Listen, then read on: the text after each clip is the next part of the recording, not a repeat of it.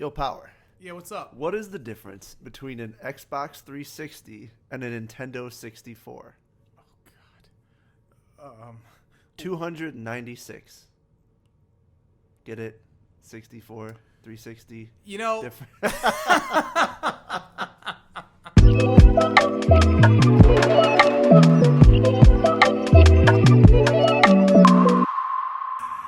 You know what? Reset.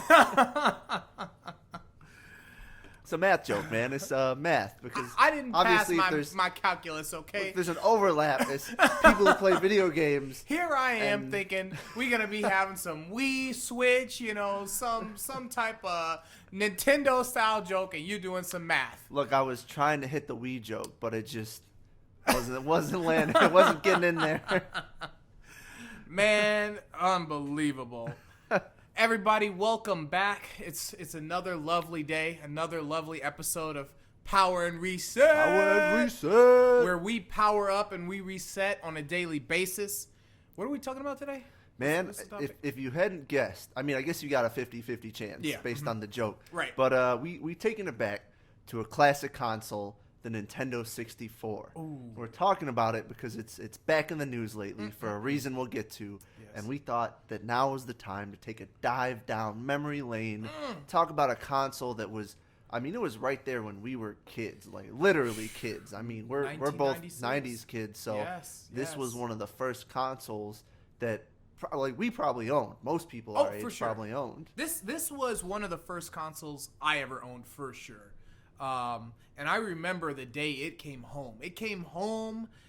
It was like 7 or 8 p.m. It was dark. I remember this specifically. And I can't even remember if my parents bought it for me or if they bought it for my sister, my older sister. But I remember setting it up on a shitty little, tube TV. It was probably 20 inches, something like that. And we had Ocarina of Time. Oh, and it was... What a better game to start out with. Oh, man. So, funniest thing, you know this, Reset. Zelda is one of my favorite franchises of all time. The first time I played that game, I hated it. and it actually, that was a commonality for me because when I played Final Fantasy VIII, the first time I hated that. And so, that's just what I learned, is that typically the things I hated when I was a kid, I grew to love. I feel like that's also like, I feel like you could ask any fan of RPGs about the defining moment of them getting into it, and it probably starts with them hating them. Yeah. So I don't think there's anyone who's just born like coming into video games. They're like, you know what I'm gonna love right off the bat, RPGs, because they're complex, man, and they're tough to get into. But once you're in that world, you can't escape. No, you can't. It's like Hotel California. You're just in there now. You can never leave. yeah. And I don't want to leave that place. Okay. Nope. But man, when that system was set up, all right, we had 2 buttons, technically a knob, and you would power it up. And what was that other button? Do you remember? You would reset. You would. Oh. You would reset. Just want to drop it in there for y'all. But totally, it was a sick system, man. The cartridges were huge. Like, to me, they looked massive. Although, and they were unique too. They had that little like rounded curve, top. yeah. It wasn't like it wasn't a box from the old Nintendo days. They had a little style to it now. Yes. It was a whole new look. The console itself looked like a spaceship. I mean, we'll get to the controller, but the actual console itself looked incredible. It had this fatty, cakey power brick that went into the back of it, and the other part, how it plugged into the TV. I wonder how many people out there even like remember this. The younger generation never had to experience. These days, any console you get, you plug the HDMI cable in to the console, plug it in the TV. Back then, no, you needed to switch to channel 3. You had to put in the RGB, and you had to shine the flashlight. So you're like, the yellow and the white look really similar. Like, did I put it in right? Right. You had a flashlight in the back of your TV trying to put these dang 3 plugs in. Yep. These 3 plugs in these ports. You could barely tell. Most of the time, you'd put the wrong one in, and then you hear that loud. It would sound like somebody shaving you too close. And you're up. That's the wrong one. Pull it out. Try to rearrange. Oh man, the setup. So for me. Yeah, I was bouncing back and forth between 2 homes, and so I would always pack my consoles up and have to do that every single day. That setup every day. So for me, I didn't have a nice, neat, like today, everybody has these nice, neat setups for their consoles, like me home included. Theater, yeah. But back then, it was like, throw my console on the floor because I know I'm going to have to pack it up anyway and go there and then bring it here to game all day. But yeah, man, that's old school for you. Old school. Man, that was actually, this is a tangent, but I kind of miss, there was a period where, you know, they made those, like, was it the portable, like, case and screen things for consoles? That was kind of similar, you know, like, you could, like, even in the Xbox days or the old PlayStation, you'd get that, like, special case. You'd even get the little screen that popped on top, so you could, like, take it with you, play it in the airport or something. I don't know. But they don't really do that anymore. It's you either buy the mobile thing or is what it is. Exactly. I'm going to be honest, too.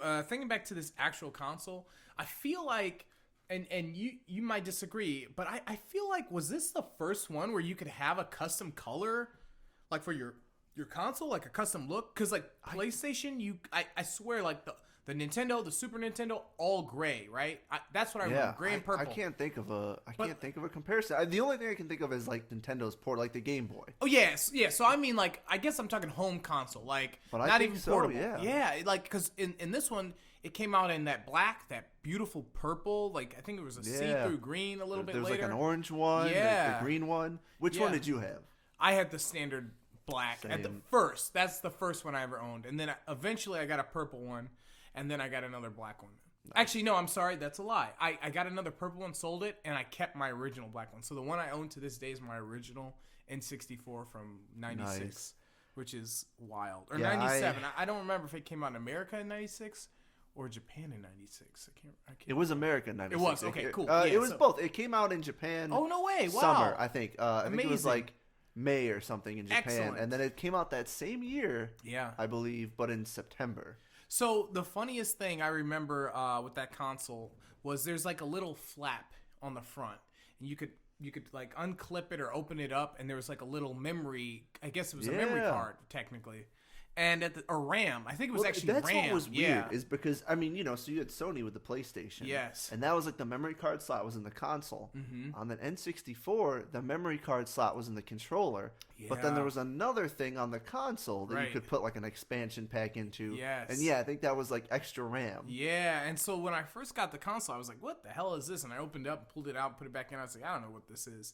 And it wasn't until Majora's Mask that I really came to love that addition to that console. But man, what a time. I mean, the box for the N64 was gorgeous. The box for the games, and we're talking boxes, right? People say box art these days, but like they come in a case. It's like it's not really this was a actual cardboard box. Like cardboard box. Yeah. You would pull it out, you'd have the cartridge, maybe like a little manual of instructions or something. And let's just talk about that experience. Yeah. Because like this is before you needed like digital updates and patches. Like when a game came out, it was what it was. And honestly, I'm shocked that they worked as well as they did, given how broken things come out these days. Yeah, you know, you can still go back and play Ocarina of Time and Mario 64, and I'm sure like the tried and true players like will be able to point out like, well, there's some bugs, but I swear to you, the last time I played those games on that console, which it's been a few years, but I popped it out. I thought they worked beautifully. Like, you can still play those games through and through without a game-breaking bug. Yeah. And you can't even get through Cyberpunk without that. Like, and I get it. Like, these new games are complex, but it's a different scale. But still, I mean, the quality control on that, to release it and to have that you would come home. Yes. And you knew you could just take that cartridge out. Just that satisfying. You'd pop it right in. Those little, like, flaps over the cover. You pop it right in. Hear that? Flip that switch. And you just watch. Love them flaps. So the thing is, it was interesting because this was Nintendo's leap from 2D to 3D, right? So talking about the functionality of the games, it is impressive that they were able to do that leap and still create games without bugs. Like, this was a whole new thing for them. Obviously, PlayStation 1 came out that time, and it was the same thing. They were doing 3D graphics and all that stuff, but to make that dimensional leap is like, what the hell? Without any, like, how did Mario 64 come out as beautiful and perfect as it did? Like, credit to those developers. I mean, that is mind-blowing to me. Well, and that's the standard now. It's crazy Yeah. to think that these days 3D is just so normal that if you release like an indie game that's not 3D, it's like part of the tagline or the Indie, description is yeah. like a side-scrolling Yeah. or like a 2D adventure. Like they literally have to come out and be like, it's not 3D, Yeah, because that's so disclaimer. accepted. But back in the day of the N64, that was not. That was groundbreaking new technology. Absolutely. To see these games in 3D and to have this whole new dimension to work with. And another thing, honestly, when I think back to the N64, and I would love if our listeners wrote to us, corrected us if I'm wrong here, but I don't recall any 2D games on that console. Do you recall any 2D games? Like usually, I mean, even today, we No. have 2D, 3D on all these consoles, but like they did a complete leap and did not look back. Like Sony, plenty of 2D games they ported over there. You can play Chrono Trigger, and they were making games. I think Yeah. Suikoden 2 came out pure 2D, right? But like N64 was like that was they We're went like, balls we are going in like in with this. the technology. Absolutely, we are not looking back. There will not be a 2D Zelda. There will not be a 2D Donkey Kong or Mario. Like everything was 3D, and there was nothing else I can recall that was 2D. Maybe outside of like some Bejeweled style game, something like that. You're but, right. I can't think of a single game. So like that was that's console, and I'm sure like subconsciously all of that shaped my view on that console and how I feel about it, because that is incredible. Like there was no turning back. And when I think about PlayStation, I do think about I see it as a retro console more so than I see the N64, because I think about playing games that came out for Super Nintendo on that, like Chrono Trigger and some select others, Final Fantasy 6 or whatever. But like that N64 is like, it is in its own shell. It's more like Dreamcast, where like you're getting that experience only. Like there's no cross console play, no nothing. Like even the games that were on other systems, like Mortal Kombat, I think it was Mortal Kombat 4 or something at the time, was different than the PlayStation version. Like every version you got on that console for the most part was different than the versions you were getting in some way on the other consoles. It was crazy. That's a good point, and I'm trying to think of a comparison, and the closest I can think of is like a VR headset, being like, because if you get one, you get it for the purpose of a single technology, Right. like VR, but it's not a standalone experience. Like Yeah. you get it in combination with like a PlayStation or a computer or something. I don't think I can think of like a next generation leap that really leaned into this being like a technological advancement, like a whole new style of Yeah. gameplay. Now we're just used to like it being like an engine to play games on. Right. So, I mean, I was just shocked. I couldn't believe how awesome that console was, and it stayed that way throughout its lifetime. And I mean, to really go into that further is just the fact that it's unbelievable how naturally gaming evolved instantly into that 3D. Yeah. Like it's one thing to be like, Usher. we're gonna take this 64-bit processor, we're gonna give it more power, more RAM. We're gonna really be like, let's give it stronger power to do more things. And what we want to do is move into 3D, and that worked so well. Yeah. Like to just boldly go at that direction and have gaming like flawlessly just Absolutely. follow along and come out with the amazing roster of games that we had. I just like, I can't believe that worked so well. It's sickening how well it worked. It's sickening. It's gross. Because this is the Nintendo of old, right? To me.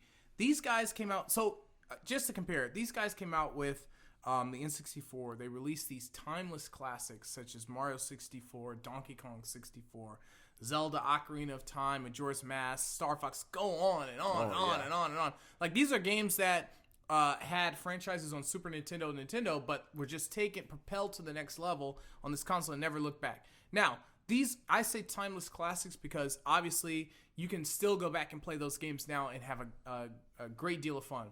They did a similar thing with the 3DS, for example. Not a home console, but they released the 3DS and they released a whole bunch of 3D portable games. That's true. Do you recall any truly like off the top of your head, some Mario 64 level games that like it's? And I'm not saying they aren't there, but it's just like it's incredible. It's as you said, it's like they did this crazy radical idea. We're gonna make games 3D. Okay, we're gonna make a handheld device that broadcasts the games in 3D without glasses. Like same kind of like radical idea, but they nailed it in terms of the games with N64, where it's like those games are in the book of the greatest games of all time. You know, in that book.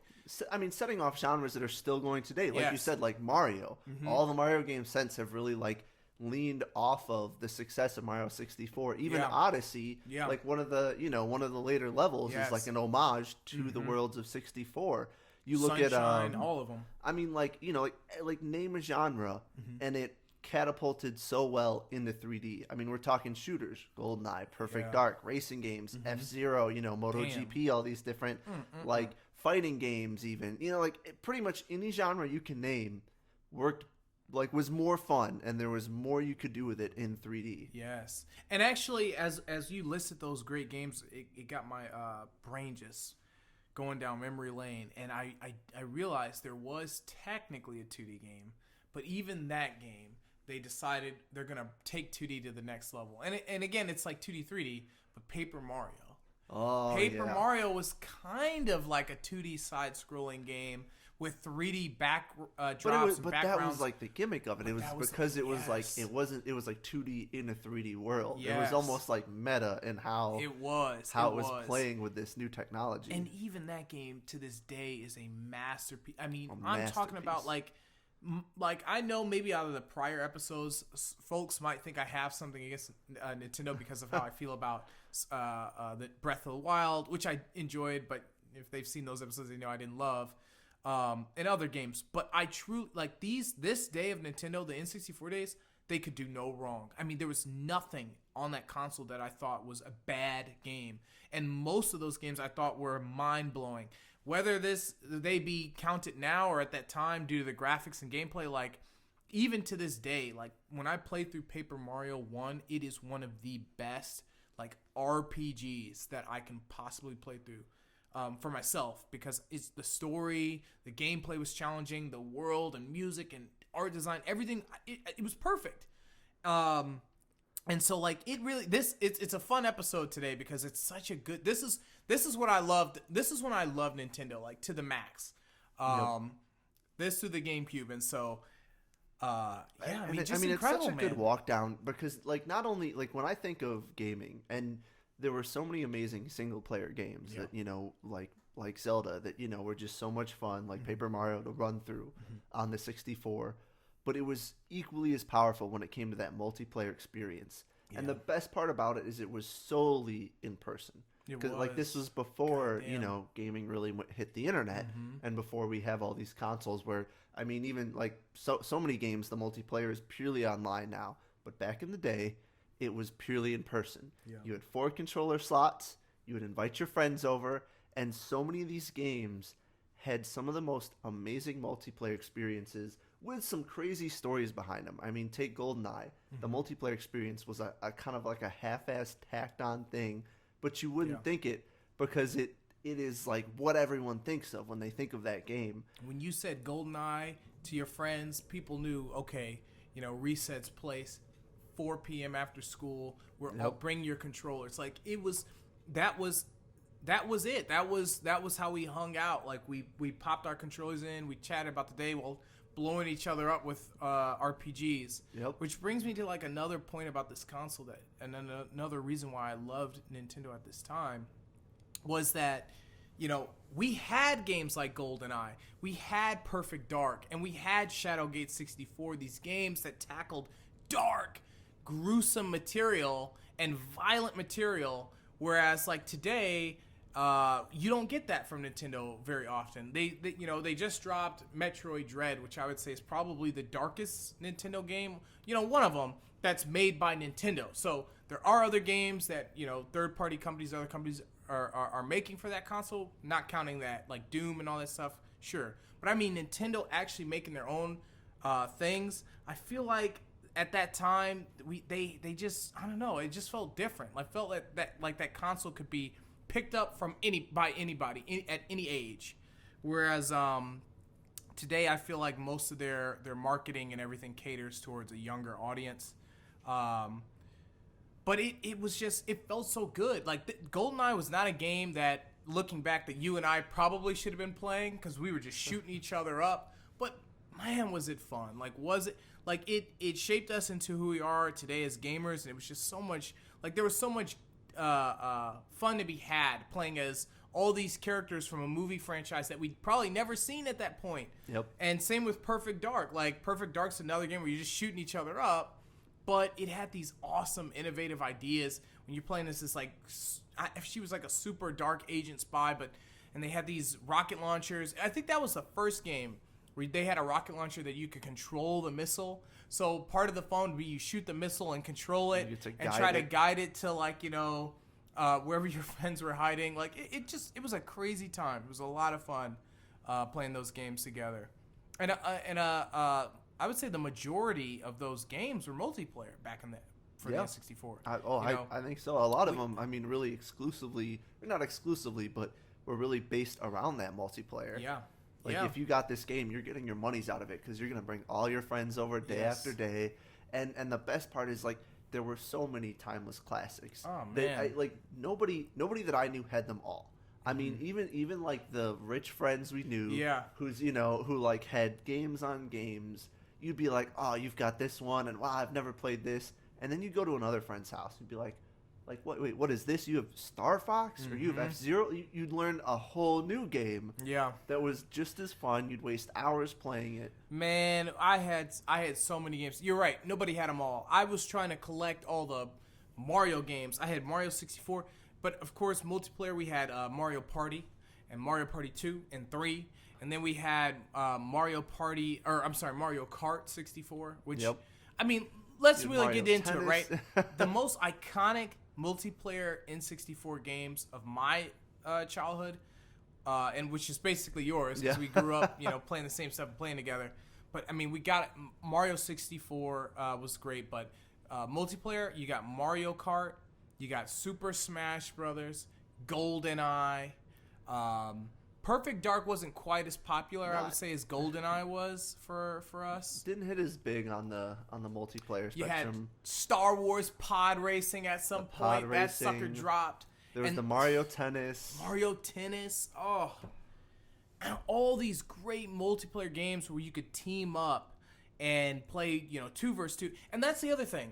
I mean, this system. We said this system. Every single multiplayer game, right, allowed different combinations of multiplayer. It wasn't just like, let's all shoot each other. It was, okay, let's do capture the flag, 2 versus 2. Let's do battle royale. Let's do 3 versus 1. Like, every game allowed for such customization. And then on top of that, you could customize the game modes, specifically in GoldenEye and Perfect Dark. Okay, guys, we're going to get together. We're going to do, every man for themselves, but we're also going to make it unlimited lives where it's like, we're just going to tally up the lives or one-shot kill. Like, there was so many cool little all things. These options. It was endless, yeah. Endless. Every game was a party game at that point. And that's really what shaped the destiny of the N64 to me. It's a party console through and through. Even the single-player games, in my opinion, felt like they were meant to be passed off. Pokemon Snap. Yep. Where you would hop in and you'd go through you were on a rail and you had to take pictures of Pokemon. Okay, I missed, 50 Pokemon. I hand my controller to you and then you go through that map and see who you can find. Like, everything was meant to be shared, Like, I'll always remember, and I don't know why this game just, like, was so much fun to me, but there was a game at one point called Jet Force Gemini. And it was this awesome, 3D, like, platformer explorer game, and there I think the gimmick, it was like you could play as the guy, the girl, or the dog. Yes. Or it was like some combination.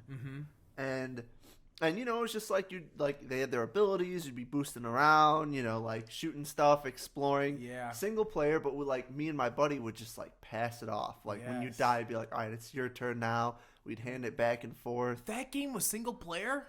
I think it probably had multiplayer too, but I definitely remember the single player specifically. Yeah, I think it had multiplayer because I swear I used to play that with my half brother. But nevertheless, I remember that game specifically. It's funny you bring that up because it reminded me of Starship Troopers when I was a kid, which was another thing I probably should have never seen as a kid. We're in the 90s, man. You're watching Starship Troopers? Yeah, I probably should not have seen that movie at that time, but it was like a kiddie version of that. These giant bugs you have to fight and shoot up. God, Jet Force Gemini, that was a sweet game, man. That was a sweet game. I mean, and Jet Force Gemini today is like it's like a Wet. Like if anybody who's listening remembers the game Wet or Indigo Prophet, it's one of those side games. It was not like that's not like the type of game you would think would be as big and popular as it was. Yeah, it's like a very like interesting niche, kind of like I almost want to say indie, but but man, and who made that? Was that Rare? I can't even recall, but I think so, actually. I think it was Rare at the time, and they are a big developer. But I swear that game came out, and I was like, "What the hell is?" Like in my mind as a kid, I knew Mario and Link and all these other characters. I was like, "What is this?" And but that game was so cool.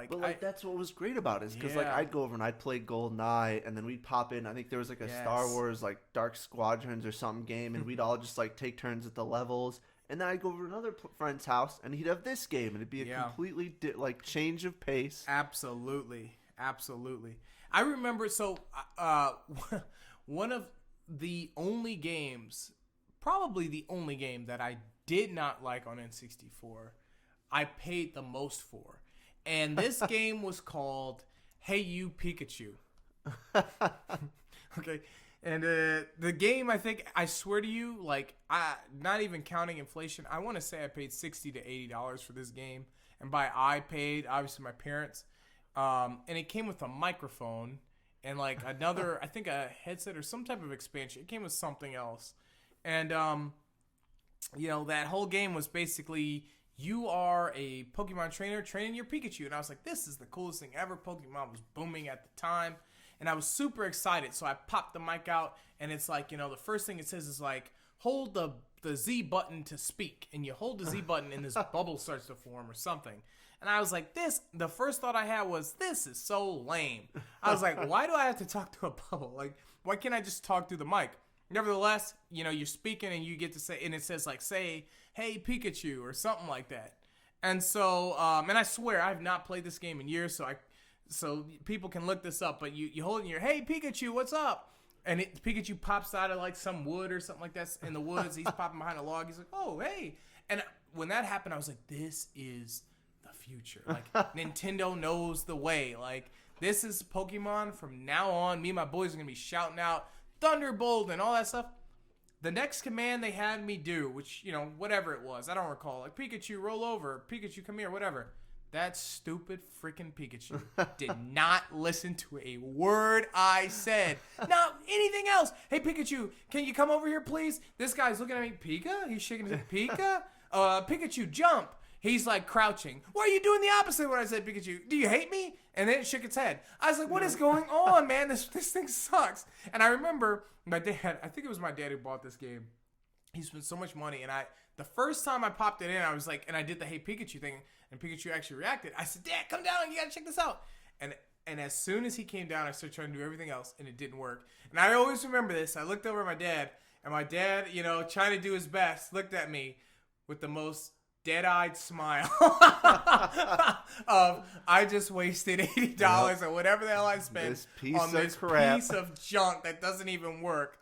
Oh, that game was a scam. And hey, I know there's someone out there who's like, well, I trained my Pikachu just fine. You know what? Well, you had a good mic, okay? Because not all mics were made equal back then. Whoever wrote that. Whoever the developer was.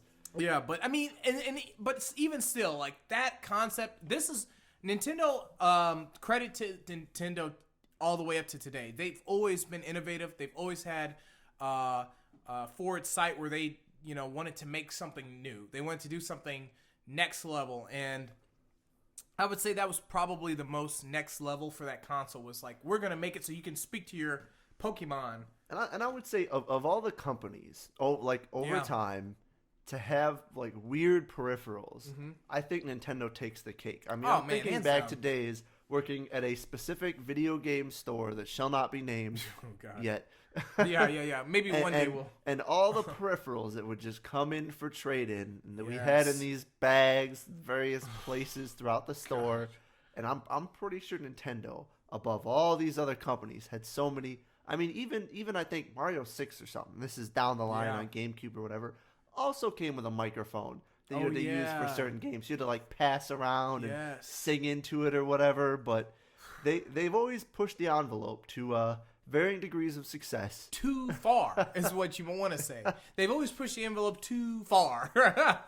But sometimes just far enough. And when they do that, it's gold, right? Sometimes it misses. God bless them for it. Somebody's got to push the envelope because these other two major console developers aren't really doing that so much. But but nevertheless, I'll never forget that story and that feeling of wasting my money until the Wii came out, and then I had another experience all like over that. again. But okay, we got to talk about. We've talked about a microphone. Mm-hmm. We still haven't talked about the controller itself, and we have to talk about that. What did that thing look like again? I mean, so we got like an M shape, you know. It had like it was an M. I thought it was a W. It depends how you held it, because you could pretty much hold it any way you want. In fact, I don't think anybody ever held it like a normal controller. No. Because I'm sure you all know what this is, or you've looked it up. The N64 controller is the weirdest. It had like a D-pad on the side. Yeah. Then it got rid of the X and Y buttons, I think. It just had the A and B, but then it had the C buttons, which was another D-pad that had to be specially named on top of the joystick, which it put right in the middle of a third grip in the middle of the controller, because we all have 3 hands. Yeah.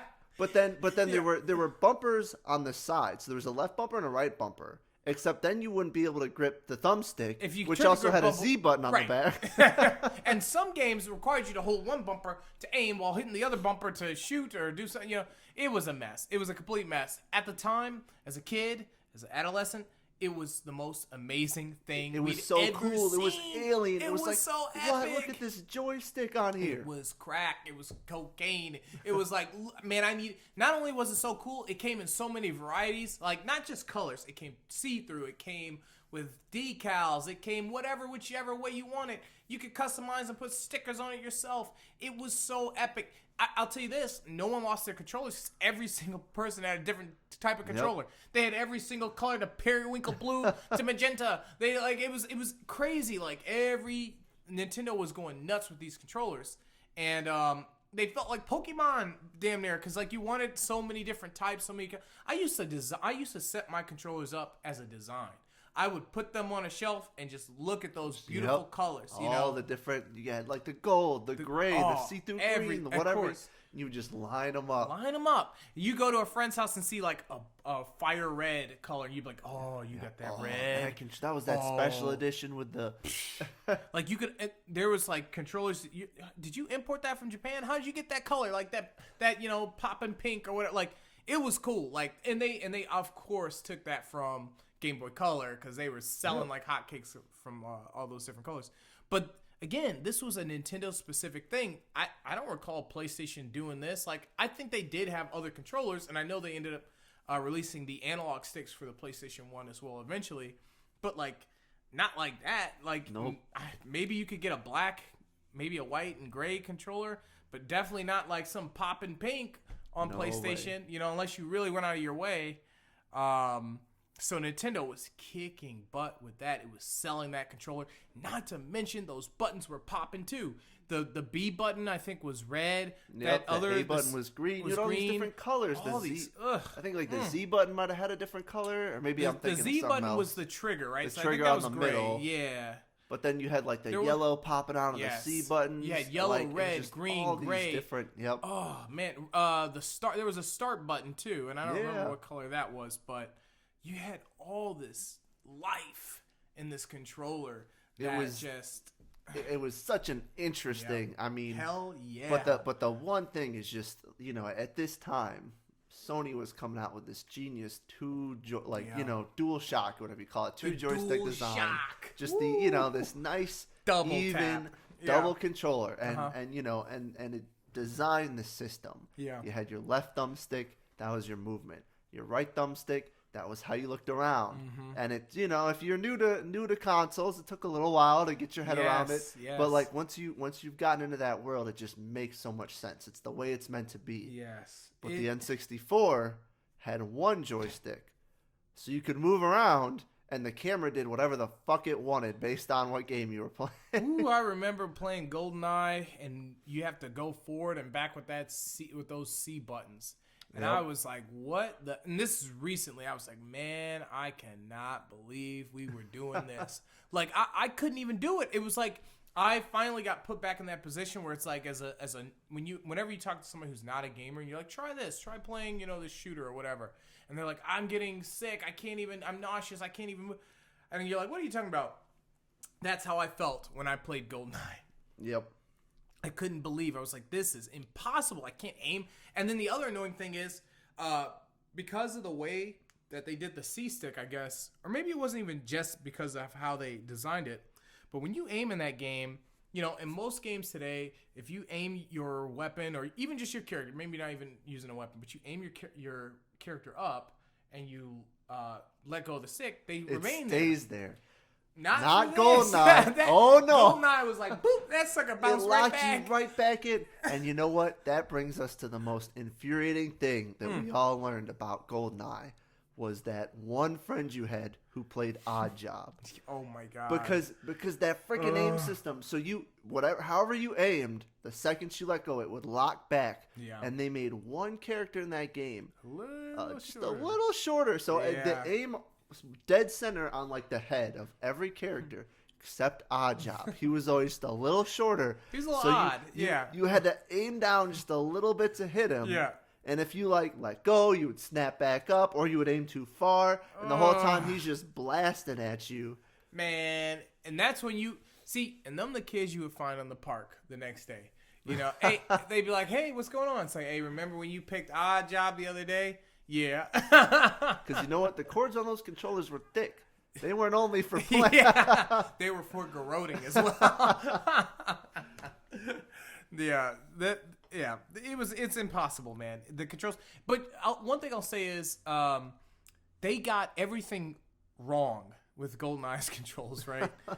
Even though that game is a classic, and no disrespect for people who love it, I love that game. Oh, I played the mess out of it, but if I tried to play it today... I'd vomit. I'd vomit on my controller, on my fresh Fire Red controller. But as poorly as they did with that game, they did so well with others. Like... Ocarina of Time still holds true. Like when you play the Ocarina, you have to use the C buttons to play it. It's something about the C buttons being on the side of the controller, like in an awkward place. Felt like you really had to reach over and play this instrument. Play it. It there are things that they were able to achieve with and I think Pokemon Snap was another one where when you took the picture, I think you hit the Z button to do it.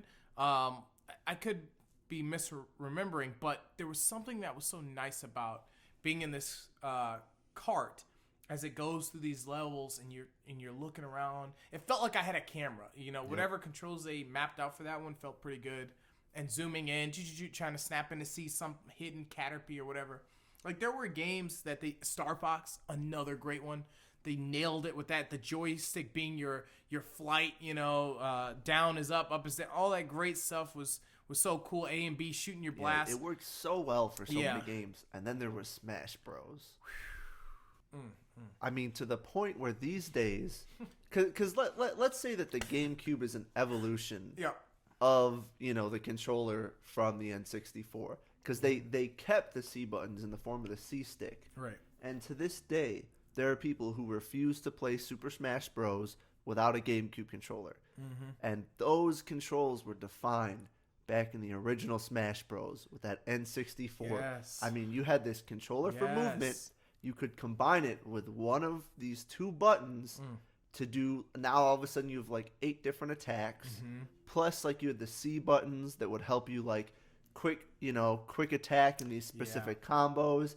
And it just had this perfect feeling where everything made so much sense. It came together. You knew every combo for all right, the left B is this, up B is that's how you jump, you do this. And shout out to Smash Bros. On a side note, man. That game, to this day, still one of the greatest fighting games of all time. I don't care what people say. And the commercial for Smash Bros. 1 was stunning. I challenge every single listener to go and look that trailer up. It was a bunch of people in like the mascot outfits of all the Nintendo characters, like Yoshi and Mario, and they all just slam into each other in a field and beat the heck out of each other. It was a commercial that was pure madness. It would never come out today. Kind of commercial you would never see anymore. But it was great. Yeah, because and I think back in the for the first Super Smash Brothers, I mean that was it. There was no melee, no ultimate, no brawl, no nothing. No new. I feel like you had a B button, right? Because I'm thinking Fox. You could shoot with the B button. You could do down B to do your reversal, up B to do your burn. But I don't even think you dash. Did you have a dash even in that one? I don't think you did. I don't. Maybe not. I don't. No. Yeah, you didn't, because Link, on the other hand, didn't have a bow. He had a boomerang. So B wasn't his bow; it was his boomerang, and then down B was his bomb, and up B was his upswing. They didn't even have the side Bs at that time. Wow. Isn't that crazy to think about? Like, what? I mean, woo. Anyway. Whole different time, man. A whole different type of smashing, and you know I love to smash. But nevertheless, this was a different age. We can't smash the same way we used to smash back then. No, we used to, all of us bros would get together. We'd all cram into the same room on this little couch, practically on each other's laps. Let me stop you there. There were other great games, other amazing games, like Star Fox 64 that I mentioned earlier. Great plots, great stories. And I do want to talk about that just a little bit, right? And I know we touched on this before, but man, back in 64 days, there was plot. Nintendo was coming out knocking these plots out. We had Ocarina of Time, where you've got an actual consistent antagonist in the series, right? Not in the series, in the game, and in the series. Ganondorf. He shows up multiple times to taunt Link and say all this stuff. Zelda shows up multiple times throughout the series in some ways that I don't want to spoil for those who haven't played it.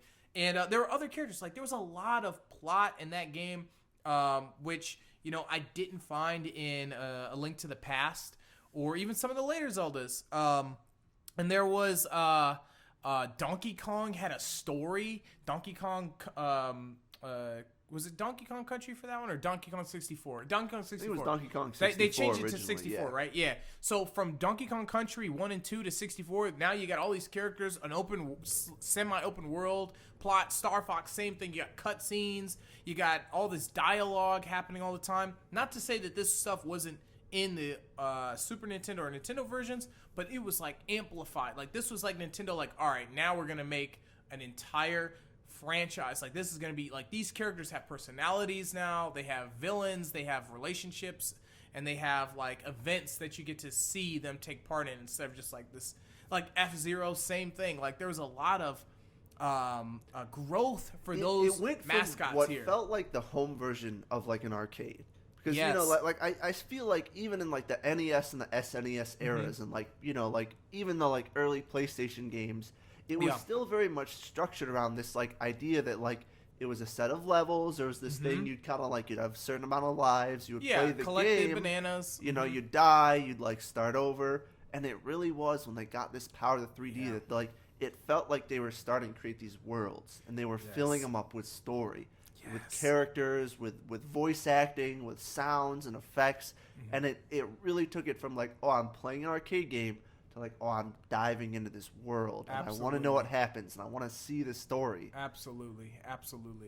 It was phenomenal, because, and the last thing I want to say about that, it's fascinating because when you look at something like PlayStation to PlayStation 2, PlayStation 2 hands down being one of the greatest consoles ever, or whatever, but the content we got out of PlayStation 2 seemed like a continuation of PlayStation 1, like whatever genre, RPG, Grand Theft Auto, all that stuff. Like, it still felt to me like it was a continuation of what they told us we were going to get on that console. Like, and I know GTA, for example, GTA 2 went 3D on PS2 and had cutscenes, all that stuff. I get that stuff, but like, it was still like a rob and mug game where you play as like some type of criminal, do this, like, and that's just that example. But with Nintendo, we went from like no story, like there was no, like, these Mario was a mascot for sure, but I felt like this N64 is when we finally breathed life into these characters. Like Mario went from being a mascot to a character for me. Like I understand, I know how I can like mentally see how he would react to something happening to Peach or Yoshi in my head. Whereas back then, you know, there wasn't much there. And it wasn't even like they wrote a lot of dialogue for Mario and Mario's 64, but it just somehow the storytelling just took it to the next level, you know, for me. And they have continued that going forward too, all the way to Switch. But yeah, I mean, it really was a generational jump. It was and it's it's huge. like you said, I really try and think of another example, but I feel like we've kind of fallen into this like the next generation is more of an incremental upgrade. It's sort of like we have more power to throw at it, so like the stuff you've seen, we can make it look even better, and you know, we can do more with it, and like the loading times will be faster, and the space it takes up on your hard drive will be bigger. right, yeah. All that, you prepare for these bigger updates and all that good stuff, but back in the day, I think this really was one of the first where it was a whole new frontier of gaming. Yes. For the main players. I mean, I always try to think of like a solid comparison or something I would hope for in the future.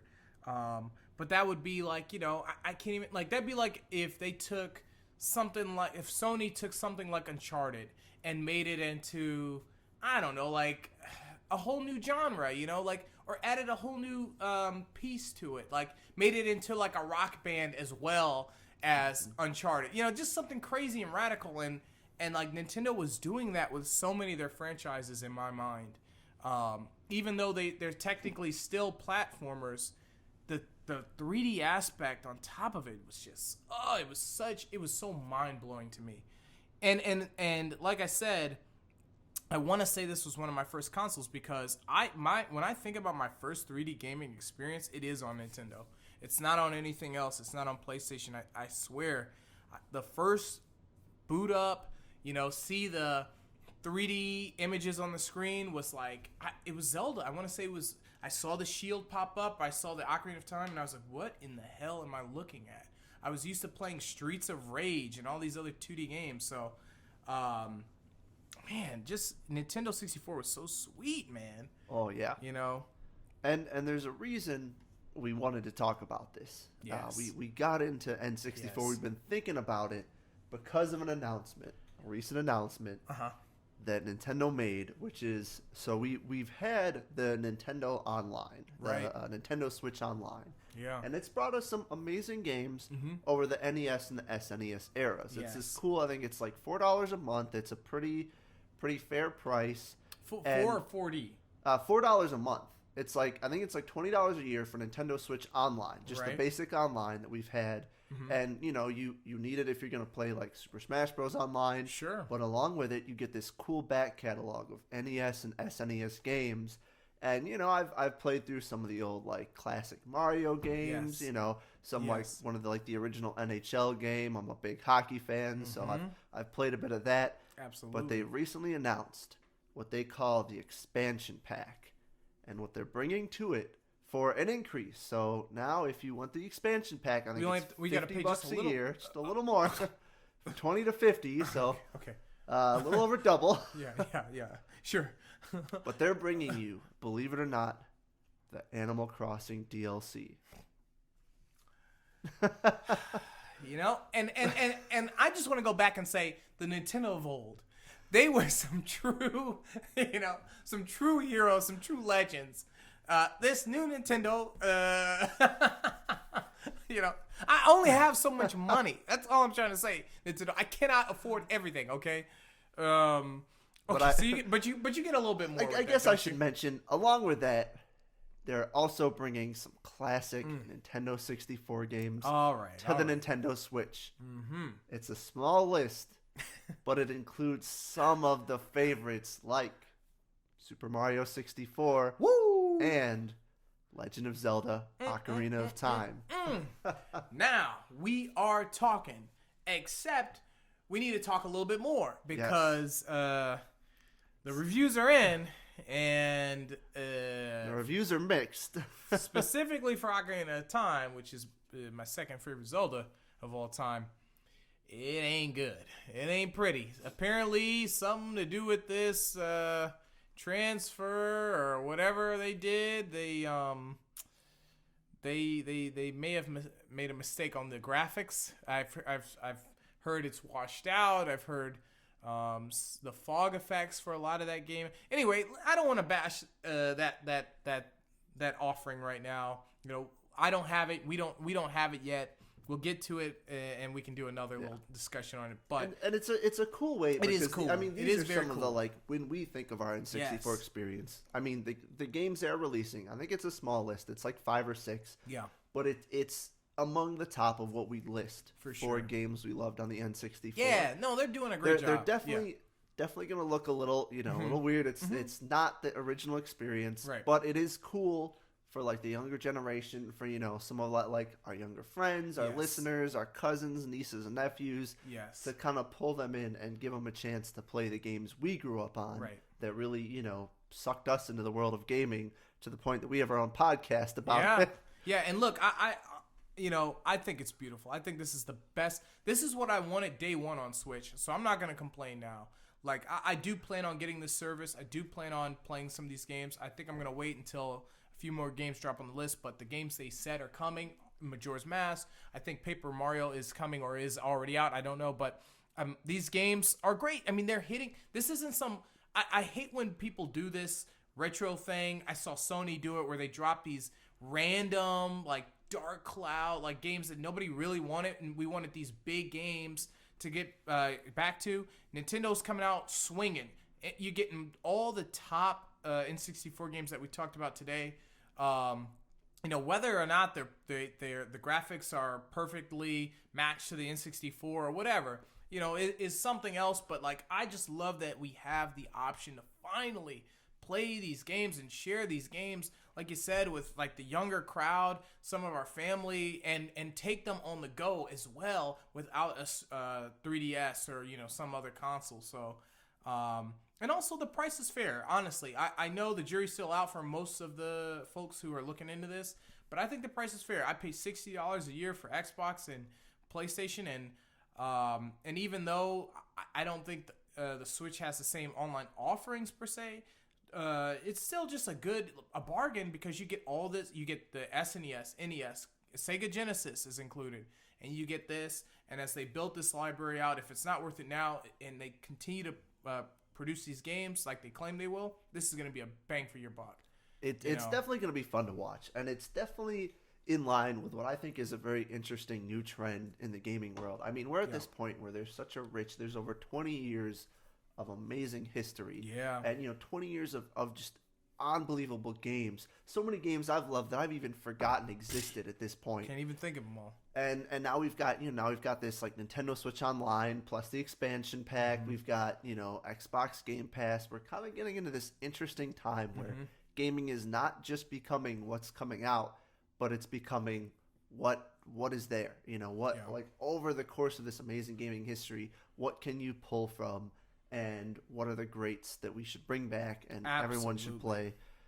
And without a doubt, Ocarina of Time, Mario 64, up there on that list. Yeah, and I think we have a lot to look forward to here.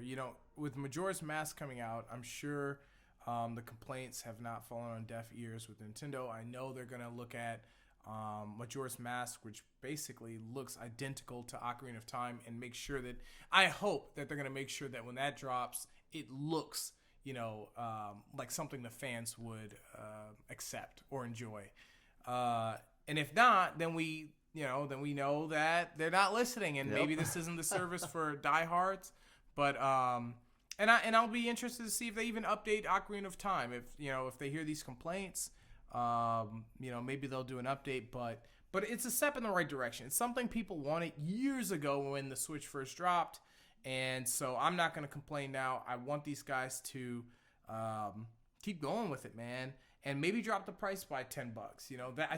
I personally do think it's a great deal. I also can hear the other side where it's like, okay, look, I play one game. And that's me too. I only play Smash Online. I don't need I hear that too. But I think it's a good start. They'll find the sweet spot. They'll get the games out there, and it'll change the whole purpose of the Switch. For someone like me, who I really don't have any interest in anything on the Switch that's new, but I would love to have as a tool to dive back into those greats that we grew up with. And God, if they start bringing in Game Boy Advance, 3DS games, you know, all the Pokemons, and I'll pay whatever they want. Then up the price. You got my money, Nintendo. I'm roped up. So, but man, incredible stuff. N64, you know, we didn't cover everything today. There's so much to say about that console. No, all we can talk about is just our memories of an amazing time in our lives playing one of the best gaming consoles to date. Yes. So I gotta ask you, Reset. N64, what would you rate it?